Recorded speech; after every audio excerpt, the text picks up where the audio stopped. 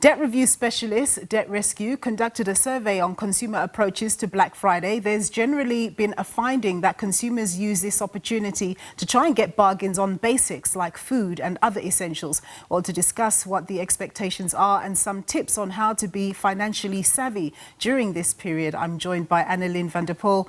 She's the COO, the Chief Operations Officer at Debt Rescue. Thank you so much, Annaline, for joining us. So what were your main findings around how consumers plan to approach Black Friday sales this time around? You suggest that it's more on essentials. Indeed, yes. The survey that we did amongst consumers has indicated clearly that they're going in with this fully planned. They know what they want to buy.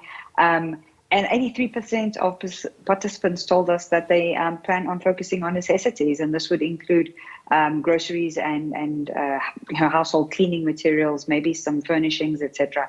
But a very, very planned approach this year. Yeah, so based on what you say, does that then mean that people do have a budget for what they plan to spend on, or are they still wielding the credit card?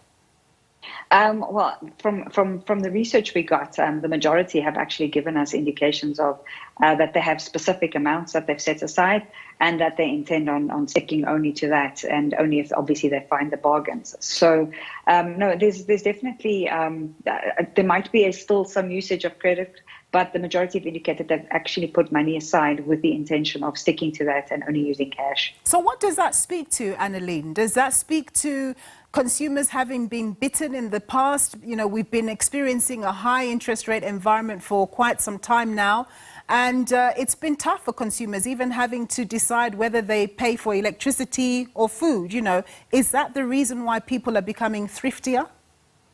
I think it's definitely one of the big contributing factors. I mean, I think people are trying to, avoid becoming over indebted even further and struggling even further with their financial situation with the high cost of living we have. And they're trying to use their money as smartly as they possibly can and using the opportunities if they present themselves. I definitely think it's a very positive sign that consumers are, or hopefully are not going to be caught up in the excitement and once they put their feet in the store, that they get enticed by other items, but actually have lists, know what they want and know what they're prepared to pay. Yeah. So when you reflect on previous years, how much of an impact has spending, during the Black Friday and the festive season had on consumers' financial resilience going into each new year and beyond that?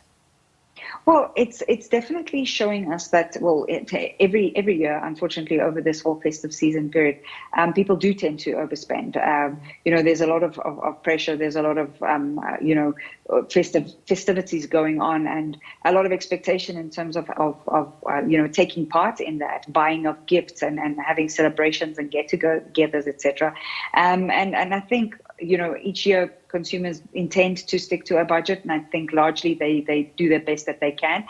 But we also remind people that this is the longest 6 weeks between two paychecks. If you get paid early in December and the next one's only at the end of January, you've really got to make your money last. So I think consumers are more and more realizing that they want to try and avoid that debt trap, because the last 3 years have been absolutely horrifying on consumer budgets in the cost of living and the cost of debt. Very true. Annaline, thank you so much for your insights there. That was Annaline van der Poel. She's the Chief Operations Officer at Debt Rescue.